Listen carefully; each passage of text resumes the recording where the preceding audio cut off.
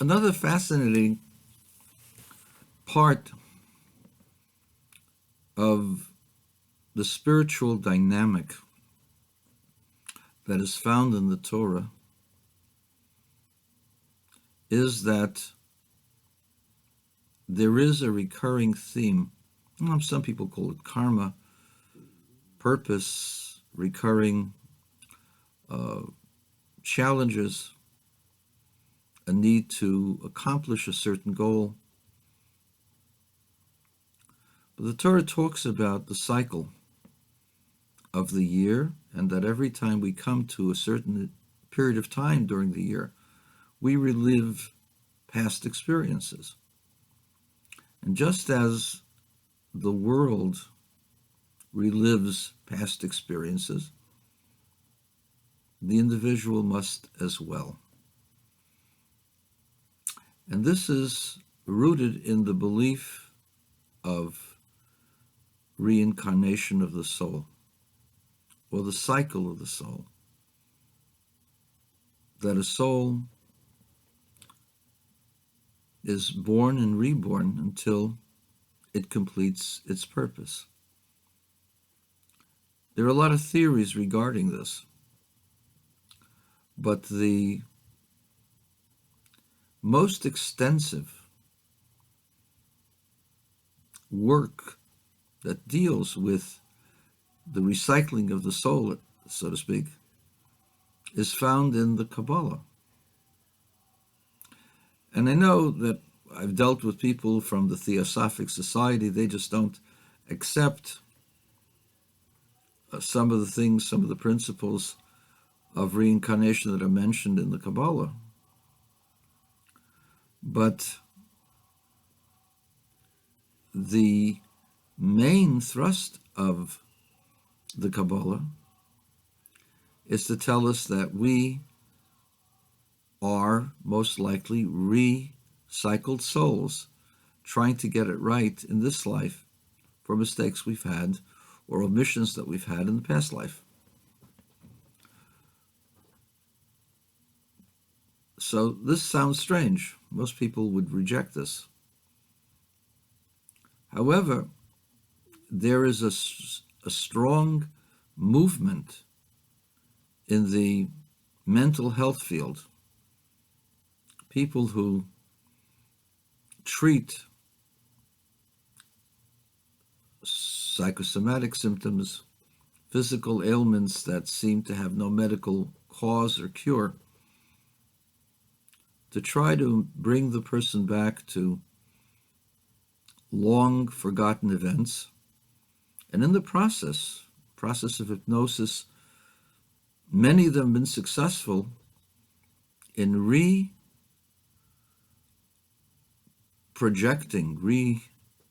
the person into a past life, and in fact into many past lives.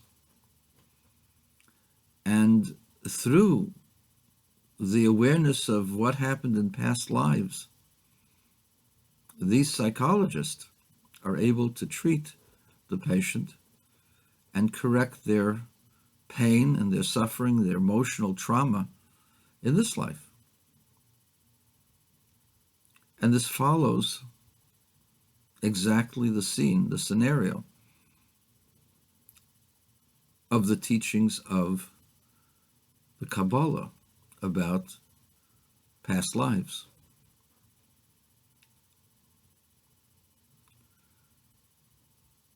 Why am I saying this at this point in this juncture? If past lives are real, and the reason why we must come back and experience similar things and correct certain deficiencies that we've had in the past, then this indicates that not only is there a divine wisdom that runs and anticipates all of creation, as we mentioned in the previous video regarding the Torah, but there's also a divine system of justice. And this divine system of justice is highly developed and highly sophisticated, which brings to a lie the theories of the origins of man, that man somehow or other was an animal and just developed in the course of time to a higher form of an animal. Evolution does not negate God, but conveniently allows people to take God out of their lives. We are just a bunch of animals, a bunch of cells put together, no better than a paramecium or an amoeba.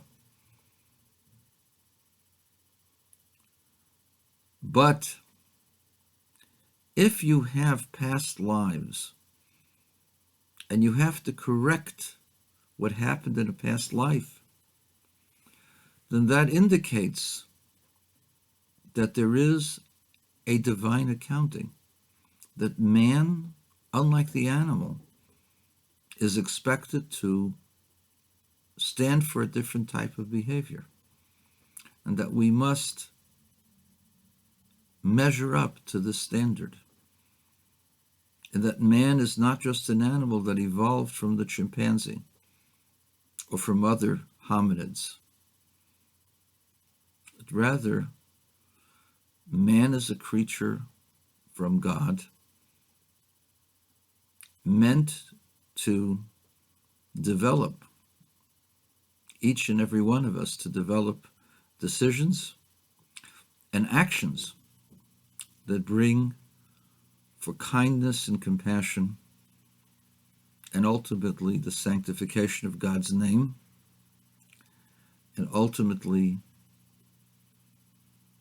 to bring the Messiah, Mashiach, which is another topic. But the point that I wish to emphasize here is that the experience of many scientists, many psychologists who've done experimental work and documented their work, show that man, for the longest time in his history, is really an agent to do something that's important, to do that which is right, to do something moral, to stand up for truth against tyranny, to be kind and compassionate, to care about others, to be responsible. Man is a creature that has a standard to measure up to by what appears to be a divine morality. You may argue what the divine morality is, but clearly the fact that scientists have discovered that we are a recycled consciousness indicates that there's a process that God or the divine has put into this world. And this is the second point that's important to recognize. We are not an animal. We've been created by God for a purpose. We must now discover that purpose. Whether we like it or not, we are forced to discover that purpose because we come back and back again and again till we get it right.